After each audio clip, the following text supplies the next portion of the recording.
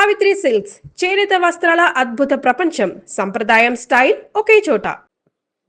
ఎలాగో రాజకీయాల ప్రస్తావన వచ్చింది కాబట్టి అయ్యా నేను ఒక రీల్ చూస్తుంటే కేసీఆర్ గారిది ఒక రీల్ వచ్చింది సార్. తెలంగాణ ఉద్యమంలో నేను సుద్దాల అశోక్ తేజ కూర్చొని పాట రాస్తున్నాము.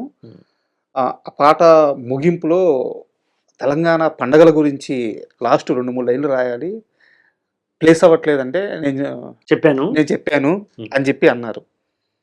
అంటే నిజమేనా?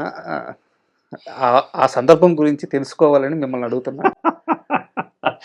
అయితే ఇప్పుడు దాన్ని నేను ఇంకొక పద్ధతిలో జవాబు చెప్తా. దాసరి గారితో నేను కూర్చున్నాను, పాట రాయమన్నారు. నాకు ఇలాంటి పాటలు కావాలి, ఇవి విషయాలు రావాలి అని చెప్తారు కదా. అట్లాగే ఆయన చెప్పినాడు, ఆయన ఒక డైరెక్టర్ లాగా చెప్పినాడు, నేను రాశాను. అది ఆయన సరే ఆ మూడ్లో ఆయన ఎట్లా చెప్పినారో తెలియదు, కానీ ఆయన నేను కూర్చున్నప్పుడు ఒక్కొక్క అంశం తీసుకొస్తాం కదా, ఒక్కొక్క అంశం ఏ అంశంతో మొదలెడదాం అన్నప్పుడు ఆ అంశంతో స్టార్ట్ చేస్తాం అన్నప్పుడు ఇద్దరి మధ్యన చర్చలు ఉంటాయి. అలా చర్చలు జరిగిన మాట వాస్తవం. అయితే ఆయనకు సాహిత్యం విషయం లోపల చాలా లోతుగా అవగాహన ఉన్న మనిషి అన్నది కూడా వాస్తవం, లోతైన అవగాహన ఉన్న మాట వాస్తవం. But is not a writer. అది అతను కూడా తనే రాసుకునేవాడు కదా. అలా ఏదో ఒక పాట కూడా రాసిన అన్నారు, మన జైబోలో తెలంగాణలో ఏదో తొండికి దిగిండ్రు మొంటికి పోతుండ్రు అనే పాట వచ్చింది, అది ఆయన రాసిందని అన్నారు. కాబట్టి ఆయన రాయగలడేమో, కానీ నా పరిచయాలు, నేను ఆయనతో చాలా కాలం ట్రావెల్ చేసినప్పుడు అనేక విషయాలు చర్చనీయాంశాలు అవి. చర్చ తీసుకున్న తర్వాత మేము పాట రాసి వినిపించేవాళ్ళం.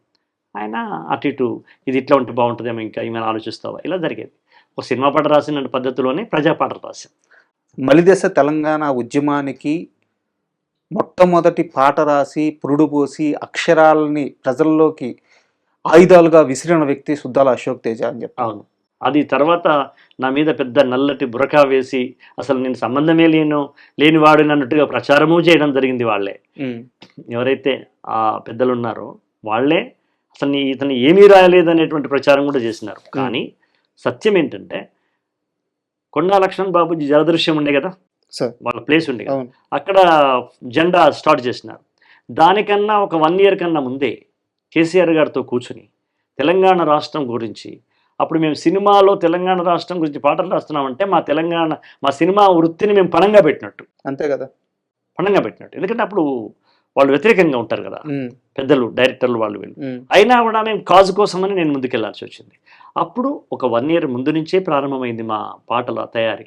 అప్పుడు కేసీఆర్ గారు ఏమన్నారంటే, మనం పార్టీ మొదలు పెట్టకన్నా ముందే, జెండా ఎత్తకన్నా ముందే మన భావజాలం ప్రజల్లోకి వెళ్ళాలంటే పాట ఒకటే మార్గం అని మేము కూర్చొని అనుకుని, ఆ పిడికడి మంది మేము ఉన్నామని చెప్తుంటాడు సారు. మేము మొదలు పెట్టినప్పుడు పిడికడి మంది, ఆ పిడికడి మందిలో నేను ఒక చిటికెన వీళ్ళని, ఆ పిడికెట్లో నేనున్నా. తర్వాత నేను తీసివేయబడ్డా. తెలంగాణ ఉద్యమం కోసం మీరు రాసిన ఒక 4 బలమైన లైన్లు చెప్పమంటే ఏం పడతారు? గుంటూరు జిల్లాలో గుంటడు జాగడిగినమా, విజయవాడ పట్నంలో వీసమెత్తు కోరినమా, మా నీళ్లను మేమే మలుపుకుంటాము, మా నిధులను మేమే తీసుకుంటాము. ఇది బలమైనటువంటి మాట. భయమే లేదా? అప్పటికి భయం అంటే వృత్తిని కొంచెం మేము పణంగా పెట్టినట్టే. నా ఉద్దేశం కూడా కెరీర్ పరంగా భయమే. కానీ నాకు కెరియర్ కంటే కాజ్ ముఖ్యం అనిపించింది అప్పుడు. ఇప్పుడు 3 కోట్ల మంది ప్రజలలో అధిక మంది తెలంగాణ రాష్ట్రాన్ని కోరుకున్నారు. బోల్డంత మంది 69లో బలైపోయినారు. తర్వాత ఇప్పుడు కూడా ఈ ఉద్యమంలో బలవుతున్నారు. కాబట్టి కాజా కెరియర్ అనుకున్నప్పుడు నన్ను కాజు వైపే తీసుకెళ్ళాడు. ఇక్కడ అది పనిచేస్తుందిగా, హనుమంతు జానకమ్మ పనిచేస్తుంది కదా, నేను అటువైపు వెళ్ళాను. కానీ విచిత్రంగా ఏంటంటే, ఆ తర్వాత కూడా మళ్ళీ మేము కొనసాగినాము అంటే పాటలు రాయించుకోవాల్సిన అవసరం ఇండస్ట్రీకి ఉంది. రాయాల్సినటువంటి ప్రత్యామ్నాయం లేదు కాబట్టి, వృత్తిని వదిలేసి వచ్చాం కాబట్టి నాకు కూడా ఉంది. కానీ దాసరి గారు ఉన్నారు అక్కడ. నాకు దాసరి గారికి నేను పాటలు రాసే విషయం తెలుసు. దాసరి గారు కూడా తెలంగాణను సమర్థించినారు, ఆయన ఆర్ నారాయణమూర్తి గారు సమర్థించినారు.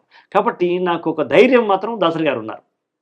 అది కాబట్టి నేను ముందు పెట్టి వెళ్ళిపోయా. అట్లా నేను చాలా కొన్ని కోల్పోయాను, కొన్ని సినిమాలు నేను కోల్పోయాను. మిగతా రైటర్లాగా నేను కొనసాగడంలో కొంత కొంత మందగించింది, ప్రయాణం మందగించడానికి లేదా కోల్పోవడానికి కారణం కూడా ఉద్యమమే. జూన్ 2వ తారీఖు నాడు తొమ్మండుగురు నవరత్నాలు లాంటి కవులని ఎన్నిక చేసుకుని మనిషికి ₹1,00,00,000, ఫ్యూచర్ సిటీలో 300 గజాల ప్లేసు, ఒక తామ్రపత్రం అని స్వయంగా రేవంత్ రెడ్డి గారు ప్రకటించిన జాబితాలో నేనున్నాను. నేను ఒక 5వ మెంబర్గా నేనున్నాను. అది నాకు ₹1,00,00,000 భూమి అయిన సంగతి వదిలిపెట్టండి. నాకు 4 కోట్ల మందిలో నన్ను ఒక తొమ్మండుగురులో స్వీకరించినందుకు నా కుటుంబం, నా మనస్సు రుణపడిపోయింది రేవంత్ గారికి. ఇది రెవల్యూషనరీ అనిపించింది. ఆయన నిష్పక్షపాతం కూడా. బీఆర్ఎస్లో ఉన్న ఎమ్మెల్సీగా ఉన్న గోరట వెంకన్నను కూడా ఆయన ఆ లిస్టులో పెట్టినాడు. ఎంత గొప్ప విశాలమైన దృష్టి అది. ఒక ఒక ఒక వైఎస్ రాజశేఖర రెడ్డి గారు లాంటి చూపు అది, పెళ్లి చూపు అంటారు దాన్ని. పులి చూపు అని, పులి కుచితంగా చూడదు, సింహం దృష్టి సంకుచితంగా ఉండదు. అక్కడ గోరట వెంకన్న గారు ఉన్నారు, ఆయన బీఆర్ఎస్ ఎమ్మెల్సీ అయినా అది పాటించాలా రేవంత్ రెడ్డి గారు. వర్క్ చేసినాడా లేదా తెలంగాణ ఉద్యమానికి? Yes, it done. పలానా ఆయన చేసినాడు, చనిపోయినాడు ఎప్పుడో. మా నాన్న సమకాలికుడు ఎవరు, మన బండి యాదగిరి గారు, ఆయన పేరు పెట్టినారు. ఆయనది ఒక పేరు, ఆయన వారసులు లేరని అది అట్లా అయిపోయింది, కానీ ఆయన పేరు పెట్టినారు. ఆయన అవసరమా? రేవంత్ రెడ్డి గారు ఎంత చరిత్ర సేకరించినాడు ఆయన. ఇలా నేను రేవంత్ రెడ్డి గారికి ఆ నిర్ణయానికి నేను మొదలు ఎప్పుడో చెప్పాను, అతన్ని రేవంత్ రెడ్డి గారు కాదు, రెవల్యూషన్ రెడ్డి అని అనాలి అనిపిస్తోంది అని. అలాగే ప్రజాయుద్ధ నౌక గద్దర్ నంది అవార్డు ప్రత్యామ్నాయంగా జెండా మీదకి ఎక్కించిన వాడు రేవంత్ రెడ్డి గారు. ఎంత సాహసోపేతమైన నిర్ణయం అది, గట్స్ అది. ఎందుకంటే ప్రజాయుద్ధ నౌక అంటే అతను విప్లవం కోసం మొత్తం జీవితం చేసినవాడు. అతన్ని నంది అవార్డు ప్రత్యామ్నాయంగా పెట్టడం అనేది ఎంత గొప్ప సాహసమైన విషయం అది. అది అది మనం గుర్తించాలి కదా. ఇది నాకు ఆయన పట్ల. అట్లా కాకుండా 13 సంవత్సరాలుగా కిటికీలు మూయబడి తలుపులు వేయబడి ఉన్న సినిమా అనే ఒక మందిరంలో అంధకార మందిరమైపోతే కిటికీలు గేట్లు సింహద్వారాలు తెరిచి ప్రజాయుద్ధ నౌకను గద్దర్ అనే అవార్డు డిక్లేర్ చేసి రేవంతుడు కాంతివంతం చేసినటువంటి సినిమా పరిశ్రమ ఇవాళ మనం చూస్తున్నాం. అది పోయిన సంవత్సరం జరిగింది, ఈరోజు జరిగింది. అది ఎంత మంచి విషయం అది. సినిమా వాళ్ళు ప్రజల కోసము వాళ్ళ కంట్రిబ్యూషన్ లేదా? మాకు మళ్ళీ ఒక ఉత్సాహం ఉంటుంది కదా కవులకు, కళాకారులకు. ఇవాళ మా చిరంజీవి గారికి ఎన్టీఆర్ అవార్డు, మా కమల్ హాసన్ గారికి పైడిరాజ్, ఇక్కడ తెలంగాణలో ఉన్నటువంటి మొదటి దాదాసాహెబ్ అవార్డు. అంటే దాదాసాహెబ్ అవార్డు తీసుకున్న తెలంగాణ అనే ఆ అబ్బాయి జయరాజ్ గారి పేరు అసలు చరిత్రలో లేకుండా పోయింది. అలాంటి పేరు వెలుగులో వచ్చింది. జయరాజ్ అనే పేరు వినిపిస్తుంది. పైడి జయరాజ్ అనే పేరు ఎవరికి ఇచ్చినారు? అది కమల్ హాసన్కి ఇచ్చినారు. కమల్ హాసన్ ఇచ్చినట్టు నేషనల్ వైడ్ చేసినట్టు తెలంగాణ తీసుకుపోయి అక్కడ కూర్చోబెట్టినట్టుగా. ఒక నాగేశ్వర అవార్డు జయసుధ అమ్మగారికి, ఒక బిఎన్ రెడ్డి గారు అవార్డు. ఇక్కడ కూడా చూడండి ఎంత పక్షపాతం లేకుండా. ఇక్కడ ప్రాంతీయ భేదాలు ఉన్నాయా? లేదు, ప్రాంతీయ భేదాలు లేవుగా. బిఎన్ రెడ్డి గారు అవార్డు అశ్విని దత్ గారికి, మన సింగీతం శ్రీనివాసరావు గారికి. ఇంకా ఒక అవార్డు అశ్విని దత్ గారికి, ఇంకొక అవార్డు జయసుధ గారికి, ఇంకొక నారాయణ రెడ్డి గారి అవార్డు అశోక్ తేజ్కి.